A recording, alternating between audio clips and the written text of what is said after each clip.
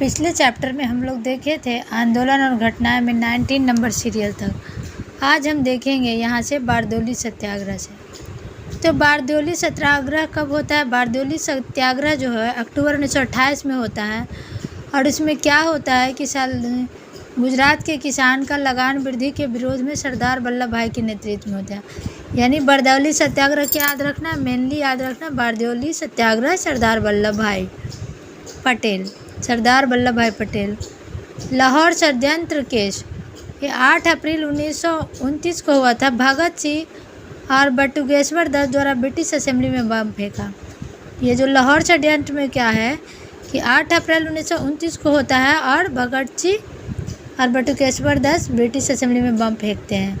कांग्रेस का लाहौर अधिवेशन ये भी होता है 1929 में। दिसंबर 1929 में पूर्ण स्वाधीनता का प्रस्ताव इसी में लाया गया था, लाहौर अधिवेशन में। पूर्ण स्वाधीनता बोलेगा तो लाहौर अधिवेशन में। तो 29 में 2 चीज़ हो गया, एक तो हो गया लाहौर षड्यंत्र केस और कांग्रेस का लाहौर अधिवेशन। देखिए, एक लाहौर षड्यंत्र केस और एक हो गया लाहौर का अधिवेशन। तो ये लाहौर का अधिवेशन कब होता है? दोनों लाहौर ही हैं, दोनों 1929 में हैं। 1 अप्रैल में हुआ और 1 दिसंबर में हुआ। पूर्ण स्वाधीनता का प्रस्ताव दोनों तो आप याद रख लीजिएगा कि लाहौर का केस 1929 में हुआ था, या तो लाहौर षड्यंत्र रहे या तो कांग्रेस का लाहौर अधिवेशन। 1929 में कन्फ्यूजन नहीं होगा। आप यहाँ पे आ जाइए, कांग्रेस का लाहौर अधिवेशन में पूर्ण स्वाधीनता। यदि आपको इतना याद रहता है कि पूर्ण स्वाधीनता कांग्रेस के लाहौर अधिवेशन हुआ तो डेट आप गेस कर सकते हैं। पूर्ण मतलब पूरा हो गया, जनवरी फरवरी को काउंट करिए तो दिसंबर में पूरा हो जाता है, तो ये दिसंबर में पूरा हो गया। अब स्वाधीनता दिवस की घोषणा तो ये 2 जनवरी 1930 को होता है। 26 जनवरी को स्वाधीनता दिवस के रूप में हम लोग मनाने की घोषणा भी की है। कब की है? 26 जनवरी 1930 को। अब नमक सत्याग्रह वही है। नमक सत्याग्रह में क्या हुआ था कि महात्मा गांधी साबरमती आश्रम से दांडी जाकर नमक बनाकर नमक कानून का उल्लंघन किए थे। तो ये जो नमक सत्याग्रह रहता है 24 दिन का चला था। तो 24 दिन में दोनों में से एक डेट आप याद कर लीजिए। यदि आप 12 मार्च याद किए हैं तो उधर 5 अप्रैल अपने आप ही याद हो जाएगा। 24 दिन याद है तो, क्योंकि 12 मार्च से 5 अप्रैल तक 24 दिन हो जाता है। तो 12 मार्च 1930 से लेकर 5 अप्रैल 1930 में इसको हम लोग नमक कानून का उल्लंघन करना भी बोलते हैं। अब सविनय अवज्ञा, जैसे ही नमक कानून का उल्लंघन हुआ वैसे ही सविनय अवज्ञा आंदोलन का शुरुआत होता है। यानी 5 अप्रैल को ख़त्म हुआ और 6 अप्रैल 1930 को सविनय अवज्ञा आंदोलन की शुरुआत होती है। गोलमेज सम्मेलन के लिए हमने एक शॉर्ट वीडियो तैयार किया है, जो आप लोग देखना चाहते हैं तो देख सकते हैं। वो मेरा शॉर्ट वीडियो में है, बहुत ही अच्छे से है, और नहीं तो मैं यहाँ पे डिस्क्राइब कर देती हूँ। गोलमेज सम्मेलन में आप 3 गोलमेज सम्मेलन को लिख लीजिए। पहला गोलमेज सम्मेलन, दूसरा, तीसरा। इसके लिए आप मेरा गोलमेज सम्मेलन का वीडियो देख सकते हैं, बहुत ही आसान है। तो 12, 7, 17 याद रख लीजिए। प्रथम, द्वितीय, तृतीय लिख लीजिए। 1930, 31, 32 याद लीजिए। तो 12 नवंबर को होता है प्रथम, 7 सितंबर को दूसरा और 17 नवंबर को 12, 7, 17 यानी 17 नवंबर को तीसरा। अब देखिए, पहला और दूसरा के बीच में मार्च में होता है गांधी इरविन, ये याद रखना है। पहला दूसरा के बीच में गांधी इरविन, और दूसरा और तीसरा के बीच में 2 चीज़ होता है। एक कम्युनल अवार्ड होता है 16 अगस्त 1932 को, और पूना पैक्ट 24 सितंबर 1932 को।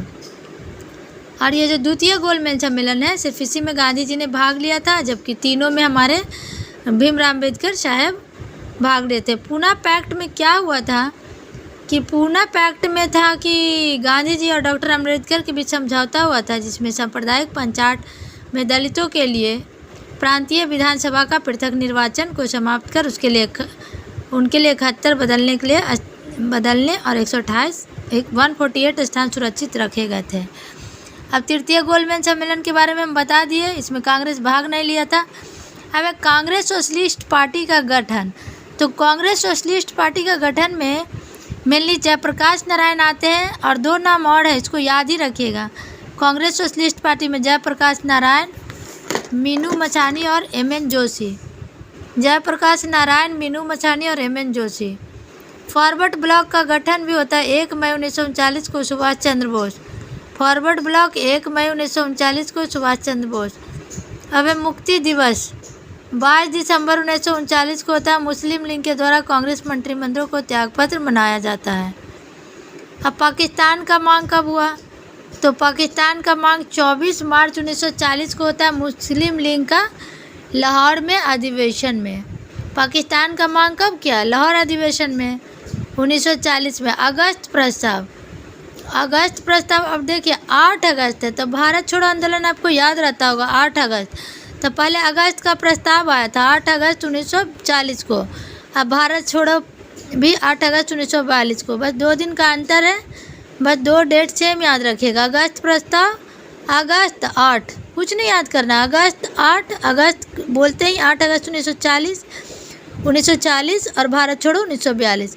क्रिप्स मिशन, क्रिप्स प्लान जो था वो 1942 में स्टीफर्ड क्रिप्स ने शुरू किया था। शिमला समझौता, अब शिमला लोग क्यों जाते हैं? गर्मी में जाते हैं, तो गेस कर लीजिएगा। 25 जून 1945 को सभी राजनीतिक दलों का सम्मेलन हुआ था। 1945 को। नौसेना विद्रोह, यह INS तलवार के सैनिक द्वारा हुआ था मुंबई में 19 फरवरी 1946 को।